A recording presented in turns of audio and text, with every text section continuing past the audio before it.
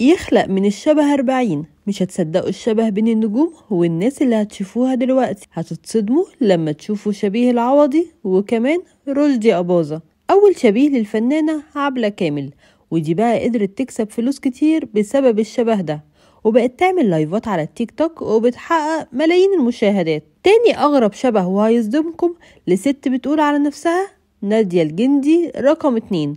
مش بس كده، دي بتحط نفس مكياجها وكمان بتظهر بنفس لون شعرها. تالت واحدة فعلا تستحق يتقال عليها شبيهة هي شبيهة إليسا، دي نسخة منها لدرجة الناس سألتها انتوا قرايب، بس هي قالت لا. رابع واحد هو شبيه رشدي أباظة، واللي بيتمنى ان الشبه الكبير بينه وبين رشدي أباظة يديله فرصة تمثيل في السينما. اما بقى شبيه العوضي فهو بيقلد كل حركاته بمسلسل فهد البطل، واليومين دول بيلف على القنوات والجرايد عشان يصوروه